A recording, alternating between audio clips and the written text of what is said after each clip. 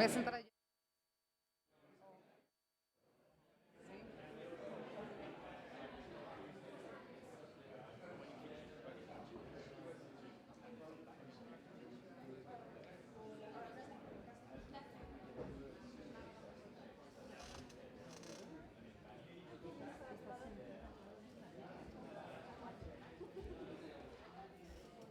Thank you.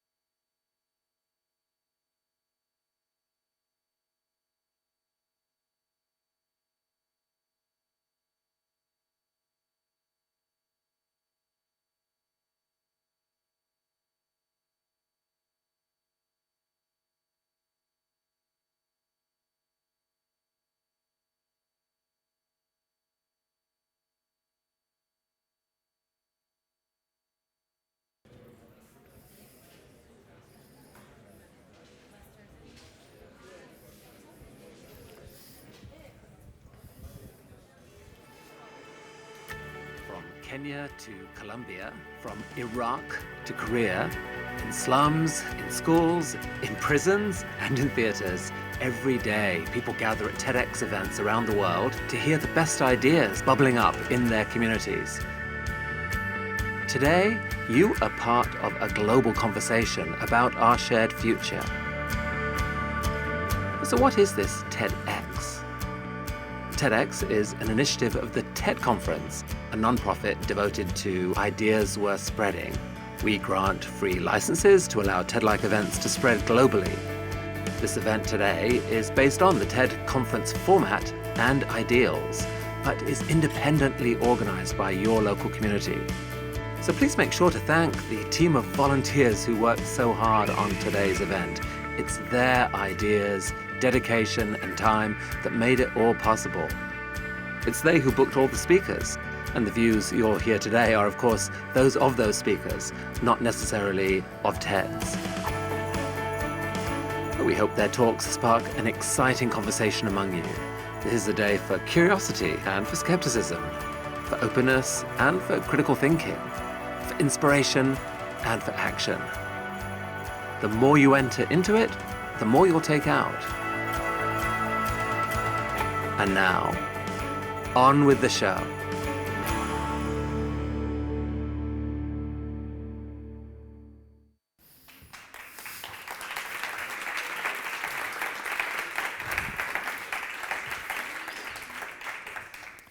Welcome to TEDxIEMadrid 2015, Shaking Up the Order.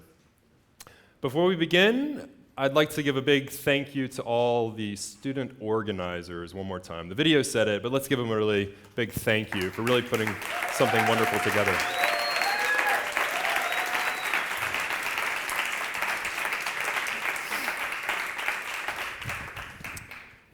We also should thank our very generous sponsors, the IE Foundation, IE Marketing Department, and IE Campus Life. Give them a big hand, please.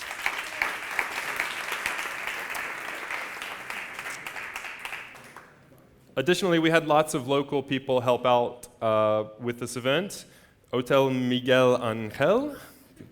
Do we have a representative from Hotel Miguel Angel? I see fans. I can't tell whether it's people. Cerveza Henares. Maybe you've enjoyed some of those so far. We have a representative from them. Agora News, providing technical support. They've done a great job with that. Pani Agua for the catering. And Ideas for All, providing press coverage. Give everybody a big hand for us, please.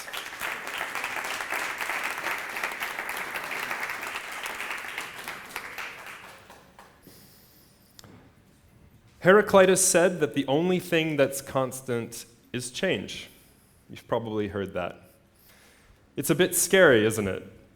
Whenever we've become comfortable with something, whether it's a job or a city, a boyfriend or girlfriend, thinking about changing that can be quite intimidating. Usually we're not looking for ways to shake things up.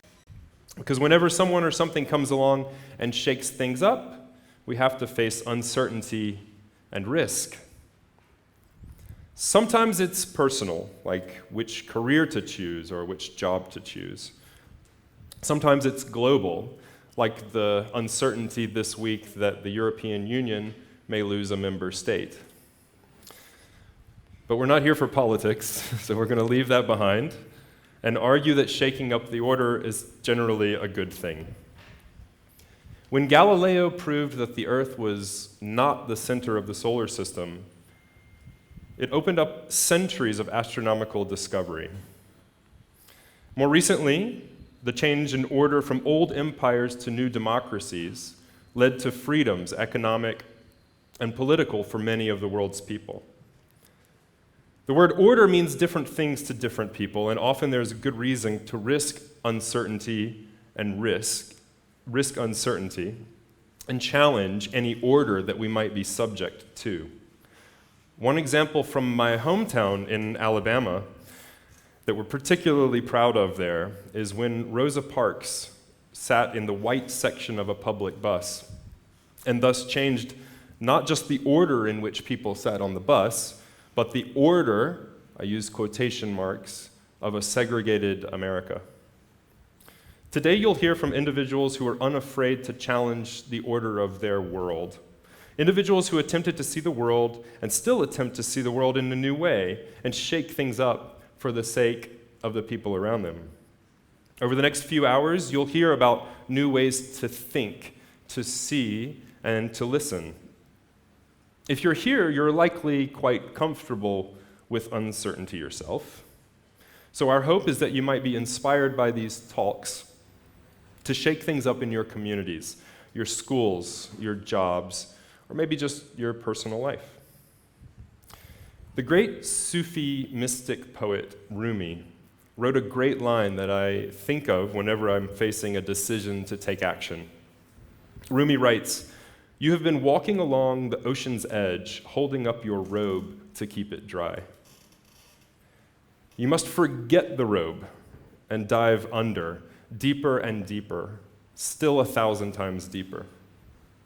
Rumi left a legacy of action and radical thought that challenged the traditional religious order. His legacy has extended beyond his original community, not unlike the speakers you will hear from today. The actions of people like Galileo and Rosa Parks were born out of curiosity and passion and an unwillingness to accept the status quo. It's merely a coincidence that they became symbols of larger movements. The same might be said of our speakers today. Thank you for joining us in shaking up the order.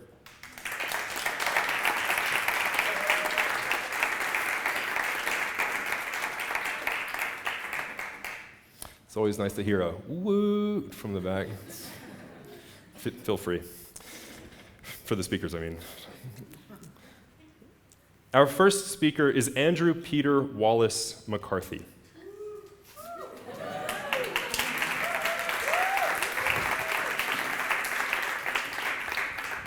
Just the name deserves a woot. Andrew is a designer, facilitator, entrepreneur, educator, and innovation and creativity consultant. He studied philosophy and design and has almost 2 decades of international experience as an art and creative director in multinationals and advising corporations on creativity, strategy, and innovation processes. He is an adjunct professor at IE and collaborates on educational ventures with Team Labs, Impact Hub, H2I, IDE, and Studio Banana. Andrew enjoys improv, speaks and moderates at conferences, and his voice has been featured in ads and audiobooks.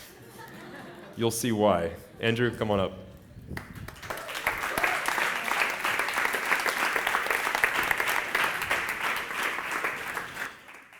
I should probably be on. Am I on?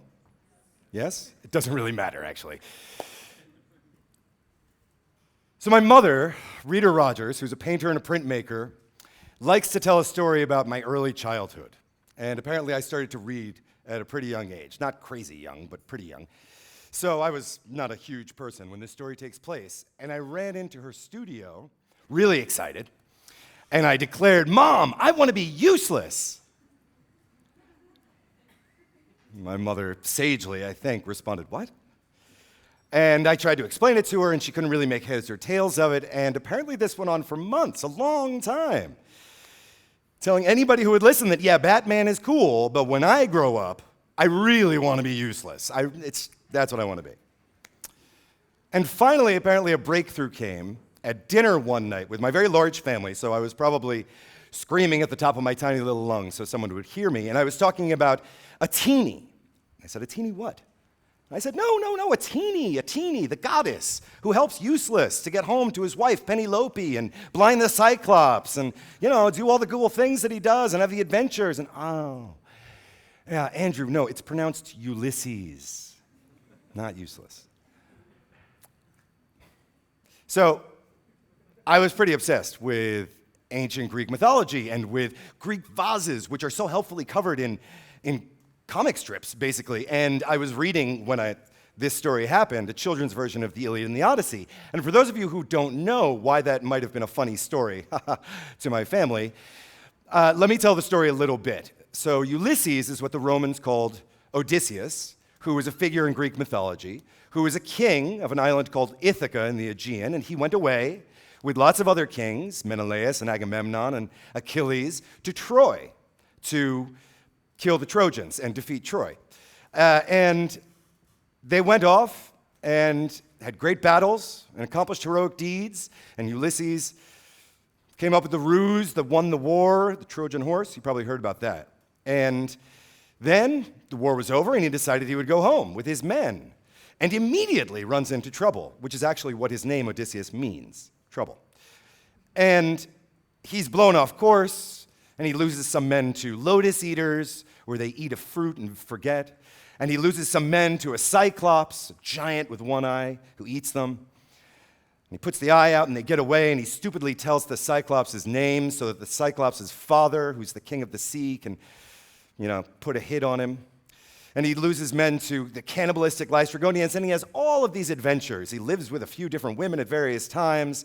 And then finally, he gets a ride home. And he discovers that none of that really mattered. And now he has the real challenge to accomplish, which is fighting off a cadre of suitors for his wife's hand, because he was presumed dead. And he manages to do that with the help of a goddess, Athena, and takes back his position, reclaims his identity. And when I was young, I loved the stories of adventures, and I loved the stories of the monsters, and I loved the action. And I've been reading it throughout my life because I really enjoy it. And I read it a couple times a year, probably. And as I've gotten older, I came to see the sort of extended metaphor about life, that he's just trying to get something done. And all these obstacles keep coming up, and he has to surmount them, and then another obstacle comes up, and then he's got to do something else. And all these things, which are seen as heroic actions, are just him responding to this nonsense that crops up in his way when he's trying to accomplish something. Living his life. Shit happens. We can understand that, I think. So I didn't grow up to be Ulysses, but I certainly do a lot of useless things in my life, and I bet you do too. I really like playing video games or any kind of game, board games, when I get the chance. Anybody else? Yeah. And does anyone get paid to play video games? Yeah, me neither. Not yet. And I like to meditate. I've been doing this since I was quite young as well, because, again, my mom. And I enjoy doing that a lot. I don't think I do it very well, but I do it all the time. I really enjoy the structure, and I enjoy the activity. Anybody else enjoy meditating? Yeah? Anybody get paid? No religious professionals here? So I like playing music. I play guitar, and I love practicing guitar. I don't think I play very well. And every time that I get technically a little more proficient, my ear gets better, and I can hear how bad I am. And my understanding of musical theory gets a little bit better, and I can understand how much I don't know, and I can see what the people I like are doing, and I can't do that, and I can't make myself. But I really enjoy it. I enjoy the structure. I enjoy the form. I enjoy the activity. I really get something from it. Does anyone practice an instrument here? Yeah? Now, I know we have some people who actually play instruments for a living here, and I think that's a slightly different feeling, right? I also like playing sports with my friends, like when I can. And probably a lot of you do, too. Maybe some team sports, yeah. We have a professional athlete, too. We're going to hear from her. But I don't profit from any of these things. There is no material interest involved. I get a lot of worth out of them. They have a lot of worth to me. But there is no profit to be gained. And yet I do them. And going back to Ulysses for a moment, as I grew older, I started to realize that he spends a lot of his time, in fact, about 3/4 of his time, doing things that don't really benefit him in the slightest way. He's bumbling around. He's operating without a map. He's meeting new people and talking to them and learning lots of things that bear no material interest on what eventually happens, because eventually he gets home and there's a challenge which cannot be helped by any of the things that he learned along the way. He's a very different human being by the time he gets there, and he responds in a very different way, but he bears none of the fruits of his labor in order to help him there, right? And I think we probably can understand that feeling. All that useless stuff that I was just talking about, a lot of that shows you all sorts of things as you do it, doesn't it? I mean, you start to see aspects of yourself or aspects of the world around you. You just learn something new. And there is no material interest. There is no profit to be gained. But there's a lot of discovery. And I think there's a lot of worth. And so I think we have a sense of that. So I don't really know why we all fall prey to this sort of drive to commoditize things that have worth. You know, it's hard to read an online publication, and I'm not going to name names, but you read lots of online publications, the one we go to every day, and we try to learn about industry, and we try to learn about business, and there's always that headline that says, if you want to be a better business leader, you should meditate 5 minutes every day. And if you want to make as much as a wolf on Wall Street, you should play this game this way. And now I'm a child. I have children. I'm a father of small children. And I find it increasingly hard. I find it really, really hard not to co-opt their experience, not to structure their play so that they get some benefit out of it, so that they learn some lesson from it, so that they can profit from it at some point in their lives, because I want them to do well. But playing isn't necessarily concerned with profit. And I don't think discovery happens unless you're in a state of mind where you're willing to see something that you don't already see, where you're willing to hear something new, where you're willing to know something that you don't already know, right? The thing is, your brain doesn't really like that. I got a chance recently to meet Stanislav Bachrach, who is a neuroscientist who spent time in Harvard and now is back in his native Argentina, working in Latin America as an innovation process consultant. And it was great because he was able to give me lots of data and research about things about which I'm very interested, which is sort of the way the brain works and creativity. And this is the stuff that I work in as a consultant. And we were talking about how it sort of seems to the research now that you use about 2% of your brain at any given time. You use different 2% for different things, but for the 60,000, 70,000 or so thoughts that you have every day, about 95% of those seem to be the same as the ones you had yesterday. And yesterday, about 95% of those were the same as the ones you had the day before. And it sort of makes sense if you think of evolution having created a brain which favors efficiency. I mean, we're running on 40 watts of energy here. We don't have a dynamo whirring away, crunching numbers, right? So your brain is happy to use any of the paths that it's already trod. It doesn't want to blaze a new trail, because that's hard. It requires work. So ambiguity is really not an optimal situation for the brain. And your mind, your thoughts, your emotions, loves learning new things. It loves uncertainty. It loves putting two different ideas together and getting a new third one. And so your mind asks your brain to do the work. And your brain doesn't really want to, so it fights back using the tools that the mind has, which is your thoughts and your emotions, and you feel doubt or discomfort. I feel kind of uncomfortable about these questions and this ambiguity, and it really wants you to get to a place where it's on solid ground. And conclusions, answers, functionality, those are mental models that make sense.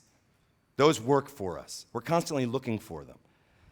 And so taking something that has worth and we're not really sure why, and saying, listen, there must be some functionality to it, is great for your brain, right? But in working for the past few years with thousands and thousands of people, really, no kidding, and a lot of you in the room here tonight, professionals and students and participants in different workshops and things, we've discovered, I think you'll agree with me, that while you might make some kind of profit from something that you discover, you might discover something which you are able to then turn to your profit somehow. If you don't do the exploration and make discoveries, there is no profit. Think back to your last project, the last project that you had, professional, personal, academic. Odds are you got about 4/5 of the way through, and then you and your team realized, that's it. That's the question. That's what we should have been asking all the way back there in the beginning. Or that's the solution that we should have been developing. Or that's the value we should have been delivering. Or that is the thing that we're excited about. But you have no time left. And your brain would be really, really happy if you just go ahead and deliver what you've been working on all this time anyway. Because it doesn't want to do all the rush, and it doesn't want to go back in the time that you have and do all the work again. But your mind is excited. This is a great thing. This is an exciting thing. This is what we want to work on. Doesn't matter if we don't have time. We'll get it done because this is really valuable. And so you can't give way to the laziness of your brain, right? And it's hard. It's hard work. I think it's one of the reasons that we like TED Talks so much. Because it's really satisfying to be given an idea or a solution or learn about something, and your brain says, oh, that's great. Fantastic, I'm smarter, I'm inspired, I feel good, I didn't have to do anything. I sat here for 18 minutes and I'm better.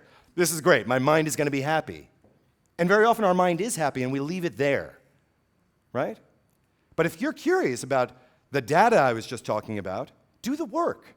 Go look it up. Check my facts. How do you know I'm right? Maybe I'm making this all up off the top of my head. You have to do the work in order to make any discovery of your own. Right? And I feel like there's a real push-pull situation that we're in right now, sort of, particularly many of us in the room here today. In order to be discovered, we have to spend a lot of time and energy creating our digital life, our digital identity, right?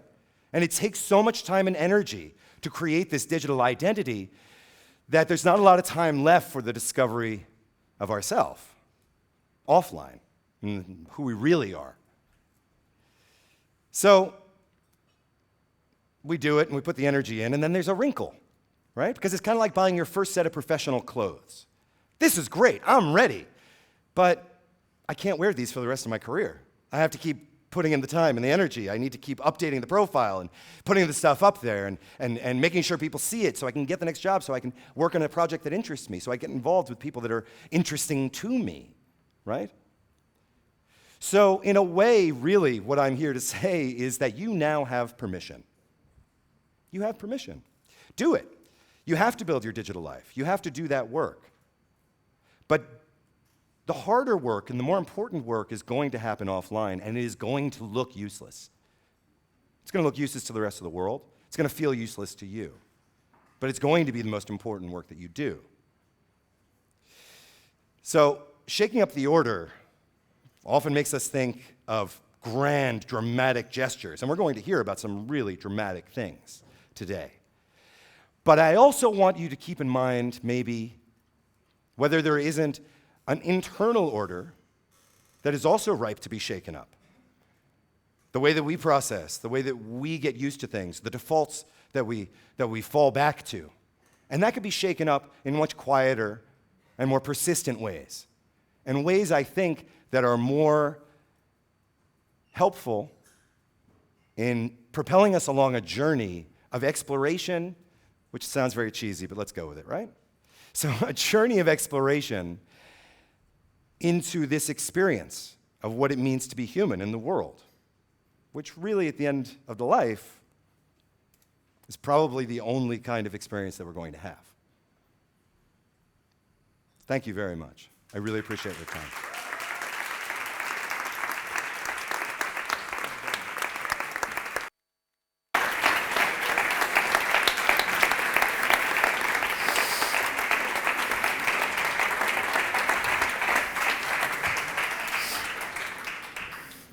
Thanks very much, Andrew.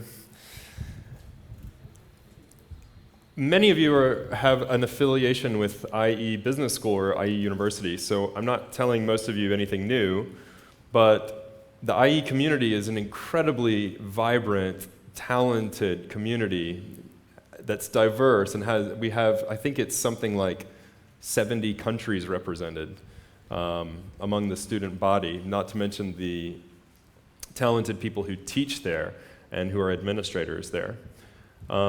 We asked the IE student body if they would like to present on topics that they were passionate about, and lots of people submitted topics that they were interested in speaking about, and we've chosen 3.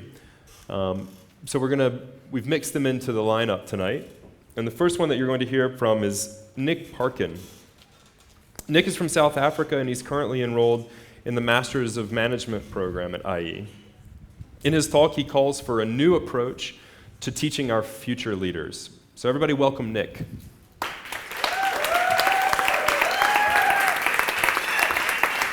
Good luck.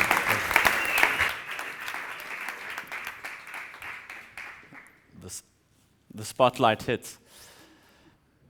In 2003, I was very lucky to go to a school called St. John's College, a senior school in South Africa. Now, as a school, it looks more like Hogwarts than it does a senior school. But it's a traditional British-style prep school. The school focused on enriching the minds of its students beyond just pure academia. One such way in which they did this was through a system of internal elected student leaders, much like the government we know today, or prefects as we like to call them. Now, for all of us at the school, it was an absolute dream to become a prefect. But I remember at the time thinking the odds were so stacked against me, it likely would not happen. In fact, I really thought the popularity contest that it was would no doubt choose someone else but me. In my second to last year at St. John's, the year that I would have been eligible for prefectship, the school made a revolutionary change, as some other schools had done, to its leadership system, doing away with the old electoral style system and implementing rather a system based around empowerment. All students were given the opportunity to work towards earning their prefectships through mentorship programs and leadership opportunities within the school. Now, I'm happy to say at the end I became a prefect. I was very happy about this, but not necessarily because I was elected as such, but because I got the opportunity to work towards leadership. Now, it was this notion of working towards leadership that really sparked a light to my mind about the way that we teach our future leaders. During a very short stint as a final year university lecturer, many of my students came to me and complained about the many softer skill things that they were expected to demonstrate in job interviews or in their future careers, but that they had really not learned at university. In fact, it was only when I started working in my professional career that I quickly realized many of the things I learned and I used every day were not taught to me at university, they were taught to me at school. University was merely a process to build upon these core skills and show us how to adapt them to different environments. School, on the other hand, was where we learned these core skills. But there was one skill, and I come back to it now, that is so demanded by life, but so seldom taught at school, and that is leadership. For many of us in the room today, the first opportunity that we had to learn leadership was when we already expected to be displaying it, almost faking it till we make it. I believe there is one place we can really get a start on teaching leadership to every child, and that is school. School is a place to learn, but also to fail and to make mistakes, and in doing so, learn more. It's incredible to think that 10% of the world's population is currently in school. That's 700 million future leaders. So my call to action today is simply this.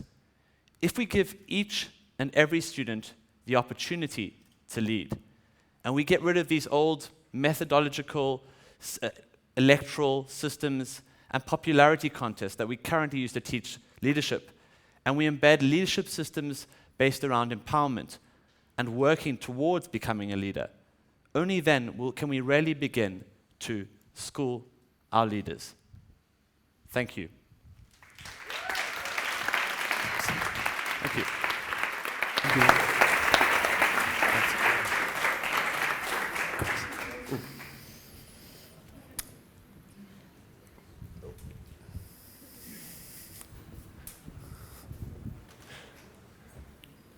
As a former high school teacher, I think I can speak for the entire education community when I say that education could use people like you and that thinking. So thanks very much, Nick. It's really wonderful.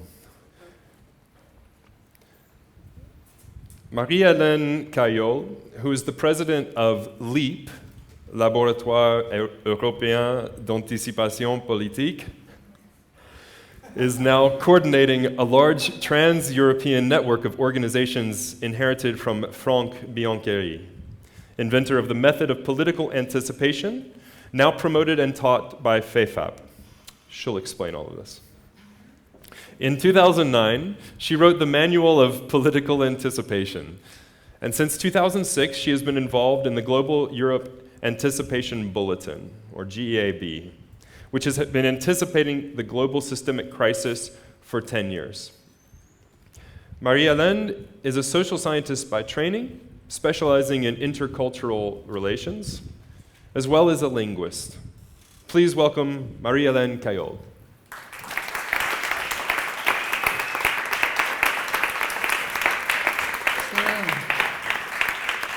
Thank you. Thank you very much. I keep my bottle of water here. Yes, and I will keep it like this. So yes, I'm not going to give too many explanations. It sounds terrible the way you presented it, very complicated and very boring. And as it's good because it's the title of my speech, let's make the future boring. So it's a bit, not very shake up the order kind of title. So it was a bit provocative. All the more since I'm going to start. I will tell you about the future during this presentation. And tomorrow starts yesterday, as you know. When I was little. I was being told that if I was a good girl, I would go to paradise. And I used to think that it was not a very good project, because to me, paradise seemed very boring, because I imagined some place where you would do nothing, nothing would happen, and it would last forever.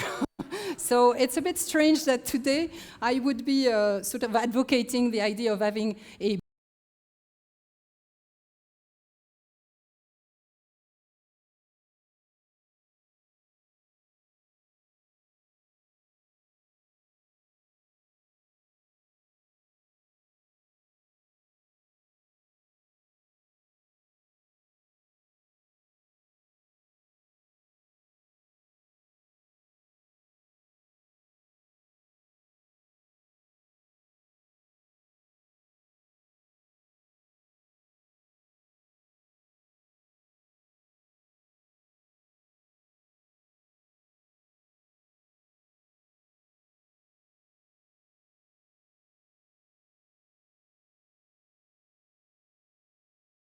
I'm going to tell you about a boring future.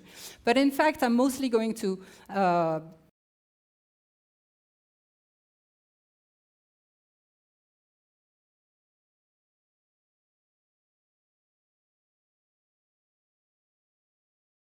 I'm not pretending to have the final definition of crisis, but the way I see it after 10 years following the global systemic crisis is that somehow it's a lack of a capacity of anticipation. We live in a world, it's always been the case, where change happens constantly. We are in a reality that is an evolving reality, and we need to adapt to it. And strangely, in our modern civilized societies, we have different ways of addressing this time change. And until now, it's been quite not very exciting. So the first method to address change is to not look at it. So you close your eyes and you take the future in your head. So that's a very bad system, and let's forget this one. But we have another method, which is the one we are still in, even though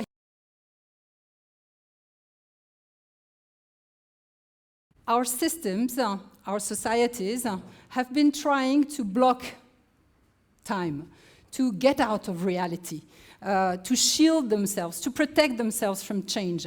And here we have a picture of, which is very emblematic for me of the way we tackled history in the past and in the 20th century, in the 19th century already, and still a little bit now, by building institutions, states, static, blocks to put everybody behind walls and things, establishment, listen at the word, all this is about blocking time. It's about not addressing this reality, this changing reality.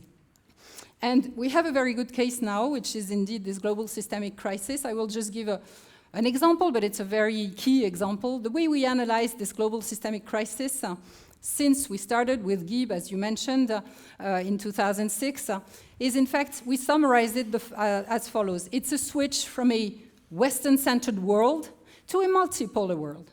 Okay, that's reality. It's changing. It's partly because we enabled, as a Western world, to contribute to this change. So we played our role in this evolution. And now, strangely, as we can see, we have a tendency from the Western world to be afraid of this change and to sort of say, oh my God, these Chinese, these Russians, what do they want?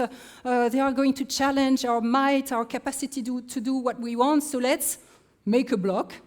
Americans, Europeans, Australians, but lots of them are more or less thinking, oh, I don't like so much this block. But Europe and America are doing quite a good job closing up more and more, looking at these BRICS in particular as something threatening and competing.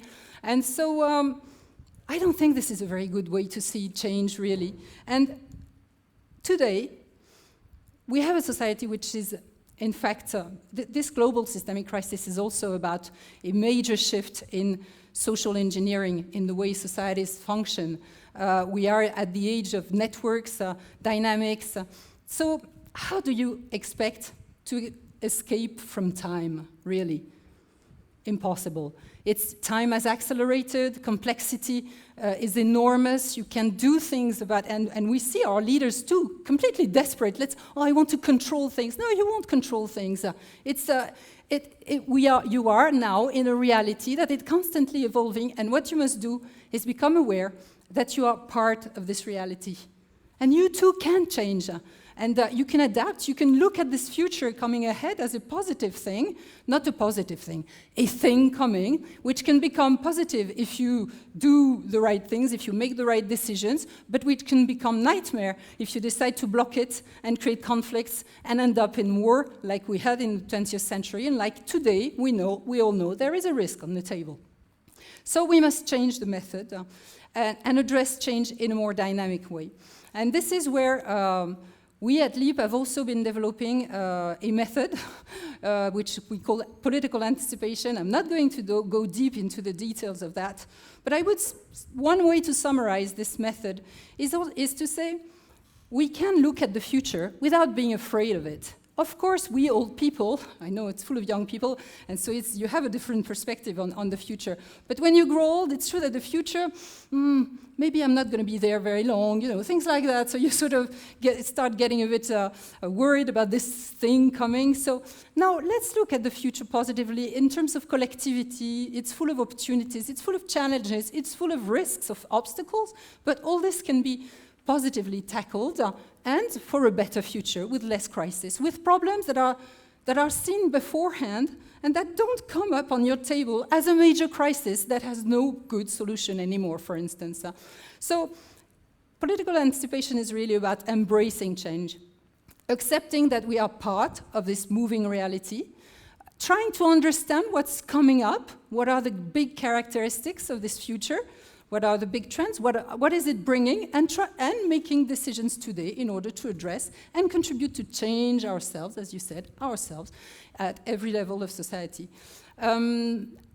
Here I'm presenting you Franck Biancheri. You pronounced it beautifully, thank you. Not my name, by the way, but Franck Biancheri did well. So he's the inventor of this method of political anticipation. He passed away, unfortunately, 2.5 years ago. That's how I'm now more or less one of the centers. We have another very central person to the networks here, who is Pepe Compañía Morales. We are a whole network trying to bring further his heritage, even though he's not here anymore. So Frank Biancheri invented this method because he himself had this capacity. He had a mind which consisted of looking in the future all the time. The future belongs to me, I'm part of it, and so I have a right to look at it and to decide and to build projects, create networks, create organizations to try to contribute to a better addressing this future. Let me just use one image so that maybe I won't be boring, I promise, too long about describing what political anticipation is about, but we have the one very easy image that we like to use. Political anticipation is like a boat, a sailboat at sea, that wants to go to a harbor, and that has to deal with waves and winds and streams. And if it doesn't do anything, the sailorman and the sailboat, these winds and waves and streams will never take it to the harbor. Never, that's for sure. But if the sailorman understands these waves and winds and streams, that's understanding the reality, the evolving reality. If he makes the right decision, putting the sails like he wants, these winds and waves and streams become his ally to reach the harbor. And that's what political anticipation is about. It's a very simple method. Why? Because we think that political anticipation needs to be spread around to everybody. Policymakers, okay, they have their tools, but policymakers in our society, do you think they are still going to be effective in changing society, in adapting society very long? No. We live today in a society which is organic and in which every individual has a tremendous capacity to influence reality. And so for this reason, this allowance, being allowed to look at the future, must be shared among all of us, because we all have decisions to make which regard the future. And the combination of all our micro decisions, or not micro decisions, by the way, will contribute to what I call the boring future, an organic global society naturally adapting to change. Social Darwinism. Let's hope that in this global society, which is completely interconnected, with people who give themselves the right of tackling the future, which used to be something reserved to gods, to magics, priests, or very powerful people. Now the future must belong to everybody. Let's democratize the future. And then we can have this. I know it's boring, so we are going to have less crisis. I'm sorry for that. And I just want to add one more thing, is that I seemed very theoretical, maybe, now, but we are not just theorists, we do act. So we not only try to understand what's coming up, but we have projects, we act, we create events. And here you have a picture of something that happened 3 weeks ago, and which is connected to this global systemic crisis and the resistance of the West to address this emerging multipolar world. We anticipated the fact that there would be that kind of reaction, and in 2010 we launched a project called EuroBRICS, MEND, oblige the Western world, at least part of the Western world, the one we can sort of have an influence on, to look at this emerging world. Let's make connections. So we've had this project for many years, since 2010, that's not many, many years, but it was a rather confidential project. And 3 weeks ago, we organized something which is really something very important in our history. We organized the first EuroBRICS Young Leaders Summit. And we had more than 100 students, youth and students, very high level. They were selected. We had 500 candidates for that, coming from China, Europe, Brazil, Russia, all the places. People who were not used to being in contact with that kind of group, who used to be either on very international grounds or very national. And it was a fantastic event. And we gave ourselves not only the idea of, okay, let's talk to each other, but let's change the world. And it was amazing how And we, of course, there was more elaboration, not just let's change the world, but it was organized discussions. And it was amazing how these people, they were in this room, and I was thinking sometimes I'm completely, not paranoid, megalomaniac, change the world, yes, we are 100 young people from different countries, but everybody felt that it was possible. Yes, today with the internet, with the capacity to get organized at every level, it's not more complicated to organize an event like that than sometimes to organize a local event. It's the same tools anyway. Well, it costs a bit more to bring people in the same place, but you don't need to bring them in the same place all the time. You can have constantly exchanges, which is what happens now as an after event of this Congress. We are building a Eurobricks youth platform. We are building a Eurobricks magazine. They are doing that all them. And so this shows how we can, with the youth, it's important to use youth, that you play your role, because the future it's easier for you to see it positively. So we collectively need the youth to implement this project. Thank you.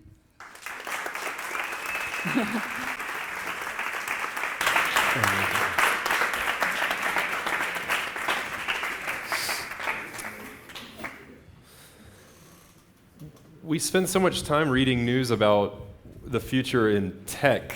You know, what's the next Apple product, or what will cars do in the future? And it seems so based in consumerism, and it's so refreshing to hear a vision of the future that's based in social science and forward-thinking democratic principles. It's wonderful. Thank you. And I apologize for my French pronunciation. My French teacher would be really upset. Next, we have a video from TED. So please roll the film.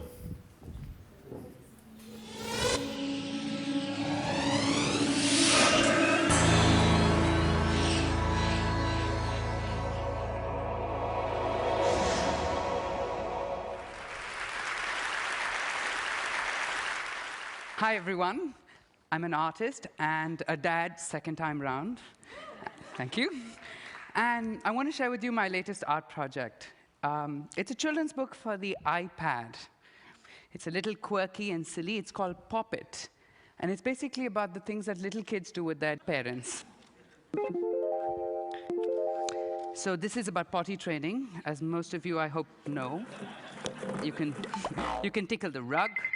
You can make the baby poop. You can do all those fun things. You can burst bubbles. You can draw, as everyone should. But, you know, I have a problem with children's books. I think they're full of propaganda. At least an Indian trying to get one of these American books in Park Slope, forget it. It's not the way I was brought up. So I said, I'm going to counter this with my own propaganda. If you notice carefully, it's a homosexual couple bringing up a child.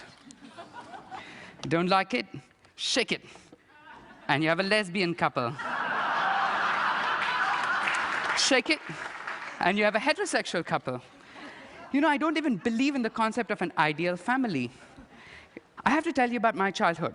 I went to this very proper Christian school taught by nuns, fathers, brothers, sisters. Basically, I was brought up to be a good Samaritan, and I am. And then I'd go at the end of the day to a traditional Hindu house, which is probably the only Hindu house in a predominantly Islamic neighborhood. Basically, I celebrated every religious function. In fact, when there was a wedding in our neighborhood, all of us would paint our houses for the wedding. I remember we cried profusely when the little goats we played with in the summer became biryani. We all had to fast during Ramzan. It was a very beautiful time. But I must say, I'll never forget when I was 13 years old, this happened. Babri Masjid, which is one of the most beautiful mosques in India, built by King Babur, I think in the 16th century, was demolished by Hindu activists. This caused major riots in my city, and for the first time, I was affected by this communal unrest. My little 5-year-old kid neighbor comes running in, and he says, "Rags, Rags, you know, the Hindus are killing us Muslims, be careful." I'm like, "Dude, I'm Hindu." He's like, "Oh!" You know, my work is inspired by events such as this. Even in my gallery shows, I try and revisit historic events like Babri Masjid, distill only its emotional residue, and image my own life. Imagine history being taught differently. Remember that children's book where you shake and the sexuality of the parents change? I have another idea. It's a children's book about Indian independence, very patriotic. But when you shake it, you get Pakistan's perspective. Shake it again, and you get the British perspective. You know, you have to separate fact from bias, right? Even my books on children have cute, fuzzy animals, but they're playing geopolitics. They're playing out Israel, Palestine, India, Pakistan. You know, I'm making a very important argument. And my argument is that the only way for us to teach creativity is by teaching children perspectives at the earliest stage. After all, children's books are manuals on parenting, so you better give them children's books that teach them perspectives. And conversely, only when you teach perspectives will a child be able to imagine and put themselves in the shoes of someone who is different from them. I'm making an argument that art and creativity are very essential tools in empathy. You know, I can't promise my child a life without bias. We're all biased. But I promise to bias my child with multiple perspectives. Thank you very much. Thank you.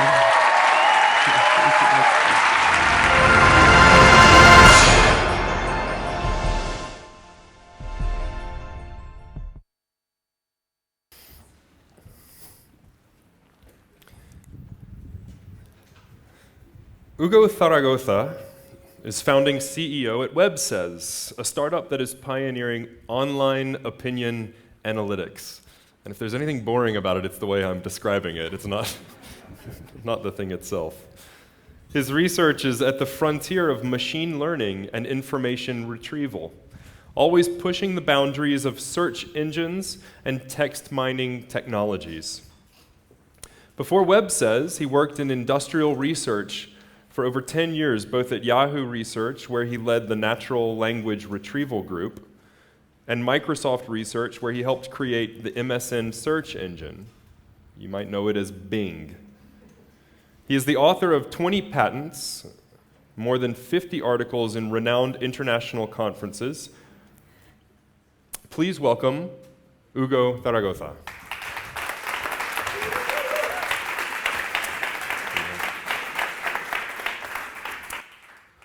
All right, so for the next few minutes, I'm going to ask you to imagine that you have a device that can read your brain, read your mind, convert every thought, idea, or emotion into text, and if you want to, share it over the internet with everybody else. And I'm going to ask you to think that your laptop can access everybody else's thoughts, ideas, and emotions shared over this. We're going to call this thing a mind net, because it's a network of minds connected over the internet. The first question would be, is a mind net useful for something? Is it an interesting concept? At an individual level, it seems like a very interesting device, because I could just connect to all the other people in the world that have similar problems, similar concerns, similar ideas or expectations. I could communicate, organize, act, and do wonderful things. But if you couple this idea with the idea of analytics, if you think that the computer is actually listening into all these emotions, thoughts, and ideas that we have shared, and you mix that with the idea of big data analytics, then it becomes an extremely powerful idea, because you can start detecting patterns of emotion, patterns of thought, patterns of opinion, and you can do all kinds of wonderful and awful things with this, right? So for example, you could predict crisis. And when crises arrive, you could react to crisis in a much more efficient way, right? If you're in a city, you could help understand, if you're a mayor of a city, you could understand your citizens so much better than today. You could understand the relative importance of problems as they happen, not only by how much the media shouts, but how are actually MindNet reacting to these things, right? You could use it to win elections. You could use it to sell products much better than before. So it seems like the MindNet is a powerful concept, is something that could be quite useful. And I hope some of you in the room are probably saying by now, where has this guy been for the last 20 years? We already have the MindNet. I am on Twitter, I am on Facebook, I am sharing my thoughts and emotions 24 hours a day. And people are using big data analytics, in case you don't know, to actually choose where to put stores and what to sell and what to buy. So yes, I am aware of these things. For the last 20 years, I've been studying internet data and internet communication. About 20 years ago, it was all about search engines. I was part of a few individuals, or a large small group of individuals working very hard on developing search engines so that we could actually find what was out there in the internet. By the year 2005, we started to see that the internet was no longer about web pages. Web pages have a title, a picture, they're easy. But more and more, we started to have this thing called user-generated content. People started asking each other questions, very personal questions about health and family and pets. They started commenting on news. They started communicating in a very novel way. By 2008, this was being used very actively in politics. Obama was using it very actively in his own campaign.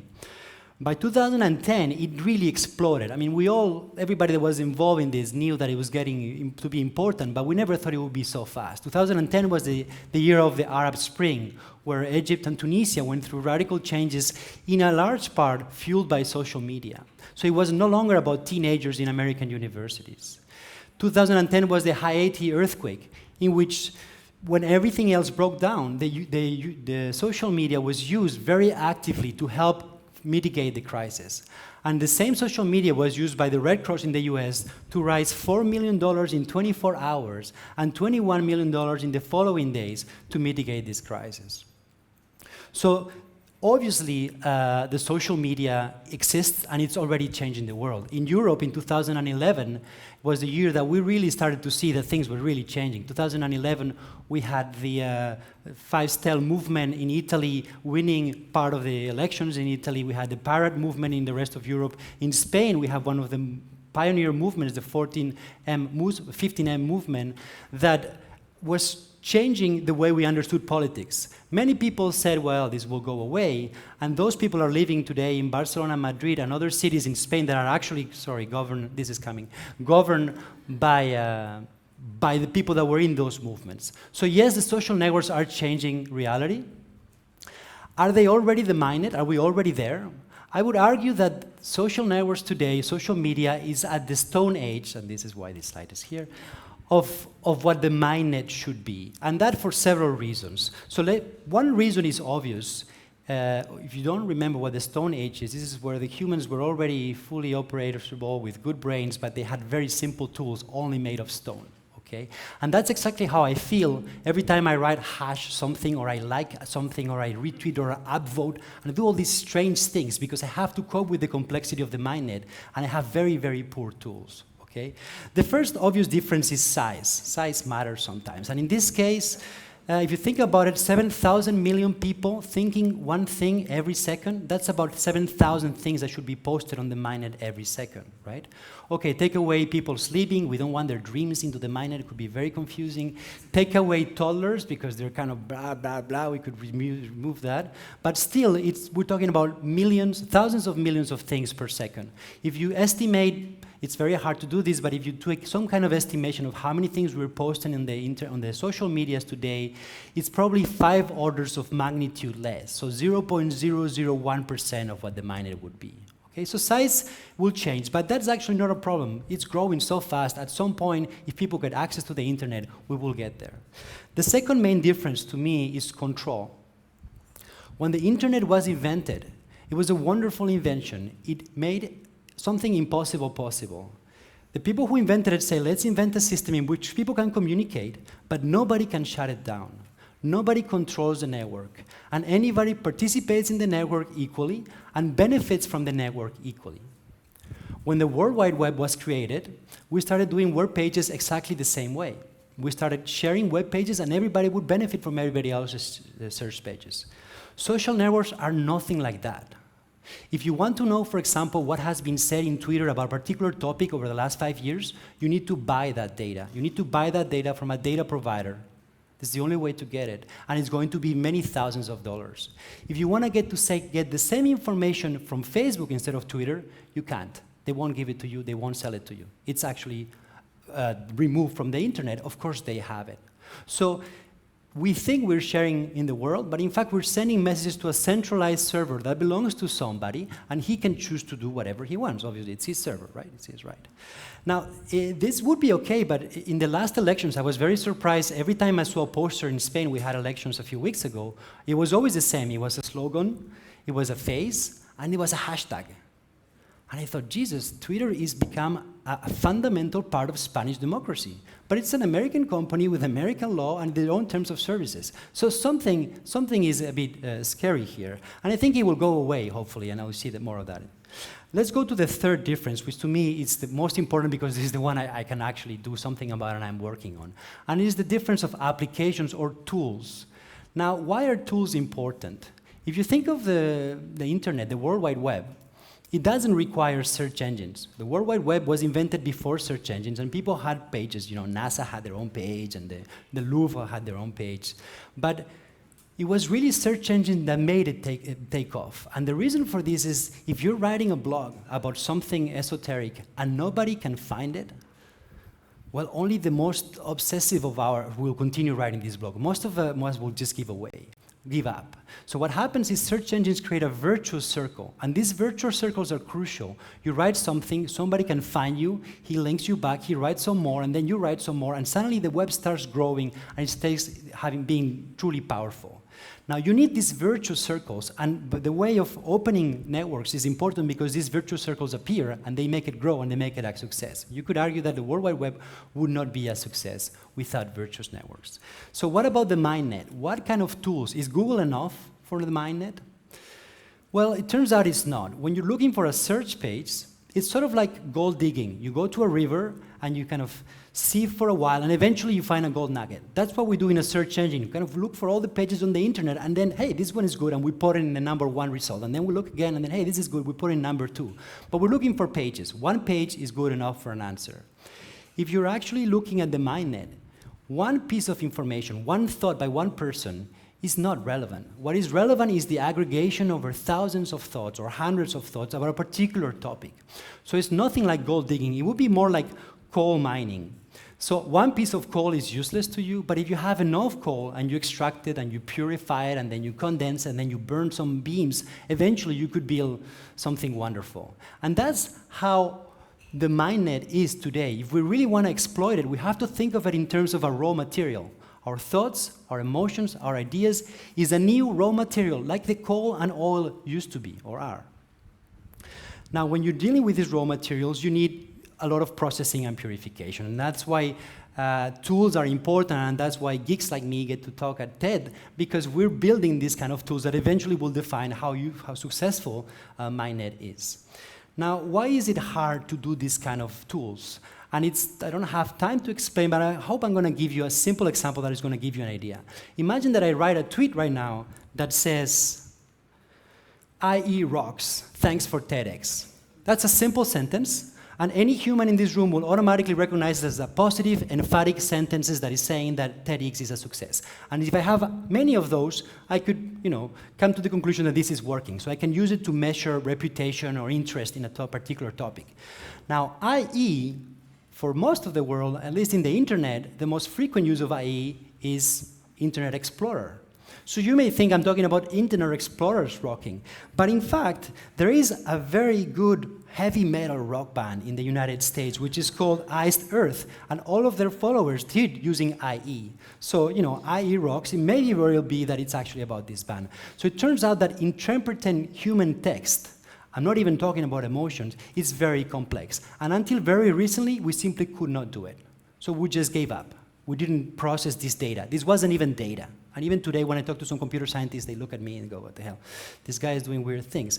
The point is, we need to turn this kind of data into the kind of data that computers know how to compute. And so we can do big data analytics, and we can do prediction and that kind of thing. And we do this using a technology called machine learning. What we do is, we don't know how to solve this problem, it's just too hard, so we use humans to label data, to tell the computer, is it good, is it bad, is it relevant, is it irrelevant, is it an emotion or is it not an emotion, is it about IE the explorer or IE the...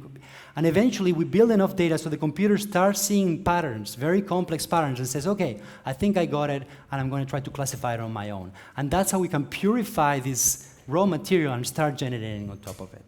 So this is an example of a city. When you listen to a city, people talk about all kinds of things, mostly soccer, but if you remove soccer, there's still a lot of discussion left. So you need to separate transportation from security, from tourism, from all these other things. And even if you take transportation discussions, you have to bring it down to, is it buses, is it trains, so you want to know what are people saying about your new cycling method. You need to figure out what are people saying about bikes. And once you have bicycles, then you have to say, are they complaining or are they happy? Are they complaining about security or about price? So you need to process and process and process this data until it becomes a number that you can use for analytics. Sometimes it's harder because you even don't know what to process in advance. So this is an example of conversation on a city in Spain, in Tarragona, where suddenly a strike appears and there's a factory closing down. This topic was unknown beforehand, so you have to anticipate and create topics as they appear. In this case, we can see that as early as December 2013, a very negative topic was appearing. It was very small, but it was very negative. Now, once you turn that into a number, you can now give it to standard big data analytics to build on all the beautiful prediction models to start doing things like prediction, control, etc. And if you're clever enough, you may figure out that this is going to grow into a big crisis, or no, it may die away. Another example, is the kind of thing you need to do once you actually figure these things out. You want to say, okay, I want to go deeper. I want to realize that messages are not individual, they are conversations. So I want to understand when one says something and then somebody responds and then somebody responds, how are they interacting together? It's not just about one message, it's about the interaction. What you see here, for example, is a collaboration within a European project with the University of Trento, in which we're analyzing comments to news. So you have one news, and then people are complaining, they're praising, they're happy, they're angry, and they're talking about different aspects. And you need to understand the interaction, the dialogue, to turn this into interesting data. These are things that were impossible in the past, and they are reality today. I left academia to to create a company because this is reality today. Okay. These are more examples. This is actually a discussion about security issues in a normal city on average. So at 1 a.m. on the left, there's very little discussion, and at 2 p.m. there's a lot of discussion. If you make prediction models, you can actually say when something unusual is happening because the volume suddenly rises out of the normal, and then you can raise an alarm. Okay? Okay. I hope I've shown you that our opinions are becoming a raw material, like coal or oil used to be. And this raw material is already starting to change the world, and it's spurring a whole industry around it, and it will continue to do so for many years. I would like to end with a remark, because a few years ago we were just enthralled with this information. All we did was processing, but now we're starting to realize how important this is. And the internet, when it was created, as I said, was created under the notion that it would not be controlled by anybody. It could not be monopolized. And when the World Wide Web was developed on top of the internet, it followed the same idea. Everybody could access the web, and the web could be accessed by everybody. That's why there was so much creativity. That's why search engines succeeded. There were virtual circles that made the internet explode. Social networks are nothing like that today. They are closed systems, and this is actually hurting creativity already. The reason this is important is that I hope that in the future, as we move towards the MindNet, our thoughts, our ideas will benefit ourselves, and they won't be monopolized by a few. Thank you very much.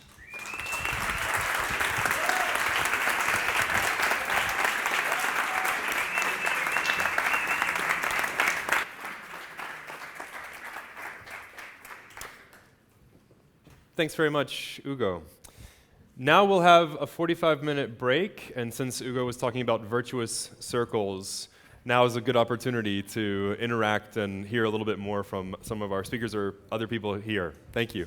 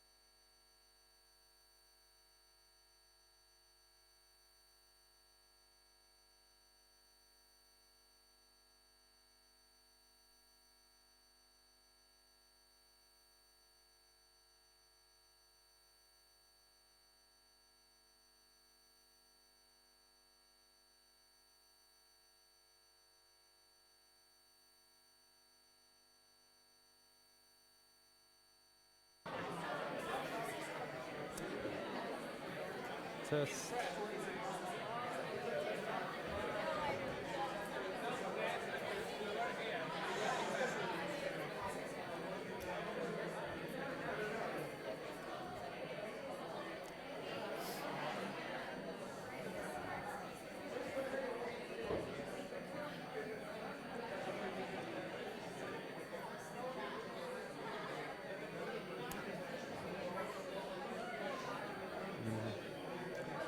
Welcome back, everybody.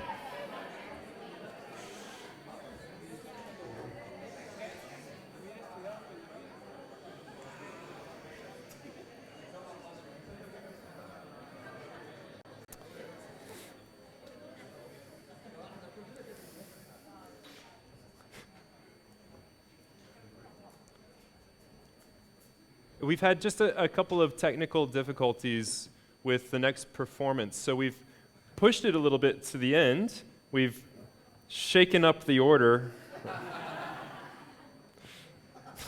Sorry. Does that go on the video? We're going to go on to our next student speaker. Lynn Wong is from Ningbo, China. And if you thought my French pronunciation was bad, she's going to talk about innovation in disaster communication. And we have to give her an especially big round of applause because yesterday she graduated with a Master of Corporate Communication. Welcome, Lynn Wong.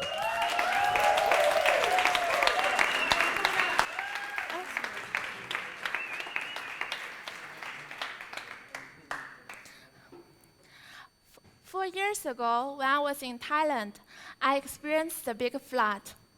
Just like many other people, I want to know if the flood was coming.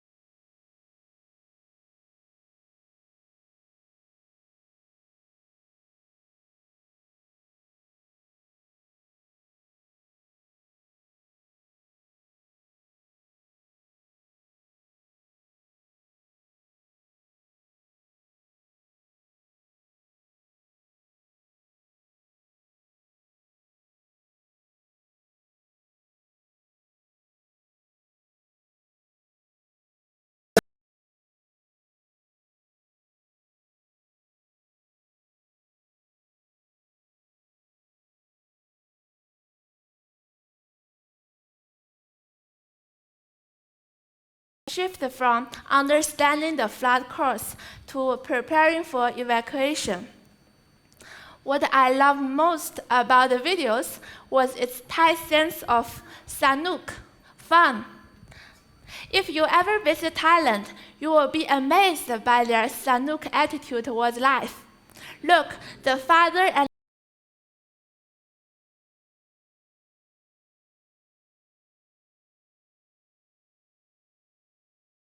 alimentos vas con corbata.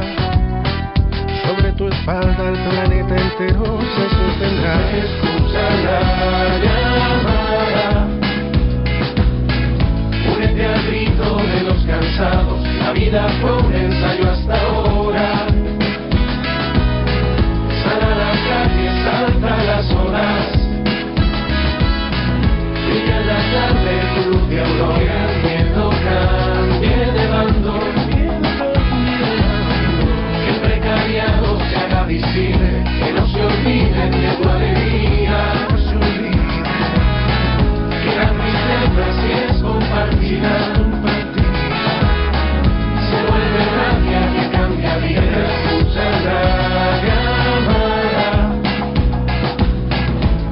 al grito de los cansados, la vida fue un ensayo hasta hoy.